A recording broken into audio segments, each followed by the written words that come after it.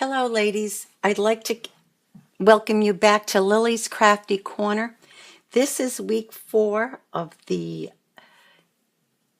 Crafty Manipulators thrift store upscale or upcycle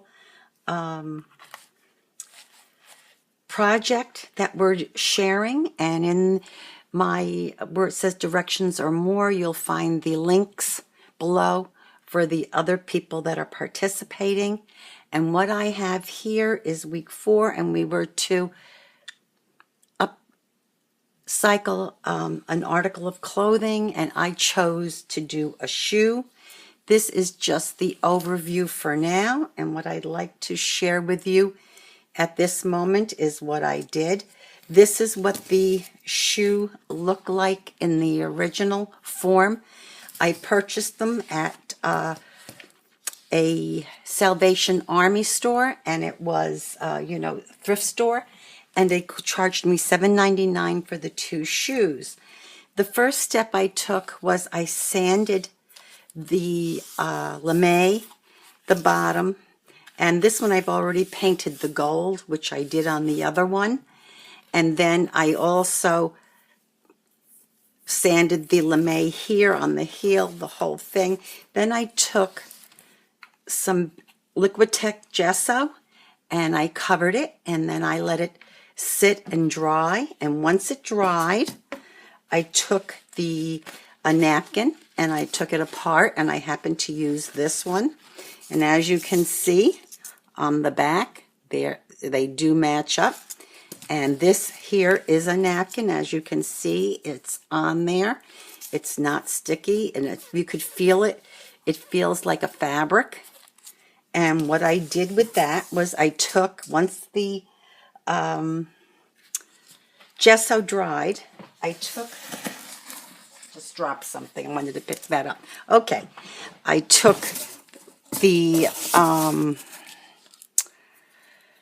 glue stick, and I took the glue stick and I put it on the area that I wanted to do, which I actually started from what I did was I started from the front, used one layer, really glued it up good from here down and around, and I went kind of across and then back and forth, and I tried to put this area on in one piece. Then I took toothpicks, or what they call them in the dollar store. They're kind of long and they have pointed edges. They call them small skewers. And then I took the napkin and kind of pushed it in here so that way it would fit in nice.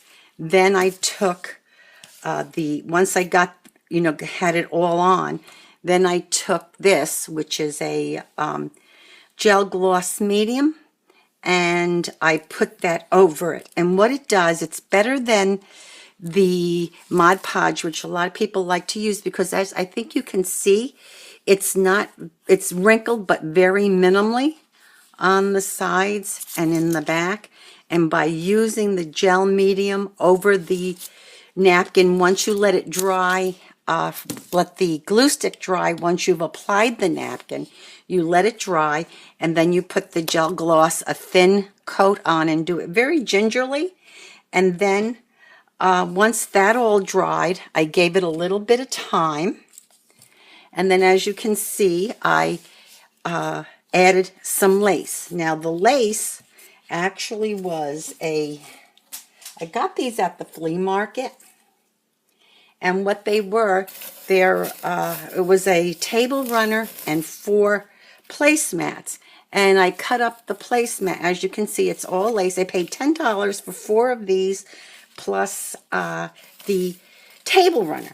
So what I did was, before I did anything with it, I went and I tea dyed or coffee dyed it. And actually, what I've been doing is coffee and tea dyeing and doing a combination. And I seem to get that vintage, stained, old look to it, and I'm really very happy with it. So then I took hot glue, and and as you can see, it's wide, so I started from the inside and glued it down. And then once I got that glued down, I had some, once I got that all done and glued down, I felt then I could go around and do the inside. And I took some batting and then I made a little, almost like a socky type thing. I sewed it around and I just used muslin. And this was, I didn't tea dye it or anything. It was already that, that creamy ecru color that I like. Then I also took some other lace, as you can see that I have here, and I teed and did that same mixture of tea and coffee dye.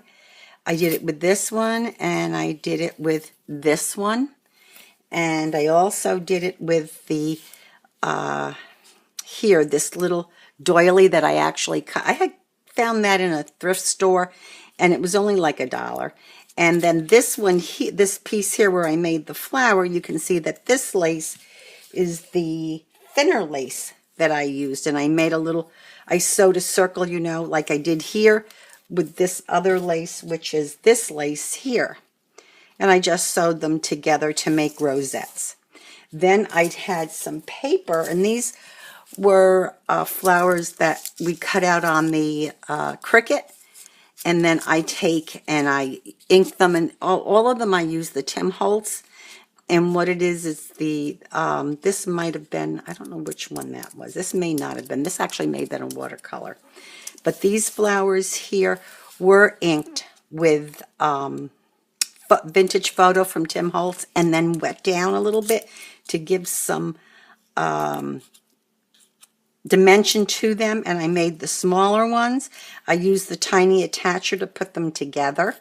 I used one of these larger ones here, the petal for the, and I did the green, I think that was shutters, peeled shutters, or peeled, no, I'm sorry, peeled paint. And then I took stickles and I you know, went around them to give them some oomph. Then these here, these little gold balls, and this right here all came from Hobby Lobby in the wedding section, and they had these things actually on clearance, and I paid like $1. I think these were like 33 cents for a bunch of them, the way they come. And the same thing was that this one was like $1 and it had 5 or 6 pieces, and this is only a partial piece, but I used it there. So then once I got the sock, or the cover that I made for the batting for the inside, before I put this on, I took the hot glue and I went in and I attached it that way. The ribbon on top actually came from Hobby Lobby, and that was also one that was on clearance from a while back. Now, on the bottom of this, I went and I painted it gold, and then I took from from here, I cut out different pieces and cut them out and put them here. This was from another something else. And then I put them on with hot glue and Mod Podge, not Mod Podge, the gloss gel. Now, the other thing that I did, also, as you see, these little beads here, these come in a big long roll that you can get. I think I got these at Joann's like for $1.99, and I hot glued them around the edge. I think it really came out quite stunning. I'm very, very happy with it. I can tell you that if a lot of these things, you know, even if you have an old pair of high heels that you're not going to wear any longer, you might want to try that and do the same thing. It did take a little bit of time, only because I needed to allow things to dry in between layers. The gesso had to dry, and then when I put on, I had to give it some time to let the glue stick dry, and then once that dried, I had to let the Liquitex gloss gel dry. And then the one thing I didn't show or bring out, which I forgot, and I do apologize for that, was the clear spray that I get from, it's a Rust-Oleum, and you can use it on ceramics, you can use it on paper. It's a clear matte finish, and it's like a protectant. And I did put that before I added the lace. I did spray this, and I gave it time to set, because when you do, even when you use the gloss gel, you might get, when it gets humid, you might get a tacky feeling. But if you spray it, then with this clear sealer that I get from Rust-Oleum, and I do get it at Home Depot, and I think it's like $3.74. And like I said, you can use it on ceramics, clay pots, anything that you paint, even paper crafts, whatever, that you want to put a light coat of a protectant sealant on it. It works very well, and it keeps away the tackiness. So anyway, like I said, I used a lot of hot glue. I used the pieces of lace that I tea dyed and coffee dyed. And I'm really very pleased with this. Of all the different things that I've made, I was really very pleased with this and very proud of it. I hope you like it. And please, feel free to subscribe, like, and leave a comment regarding the project or other things that you would like to see upcycled, because I'd be very, very happy to do that. And again, let me see if I can't get this so that you can really get a good look at what I did. I just feel that this is a terrific project. It's the first shoe that I've ever altered, and I certainly want to do more.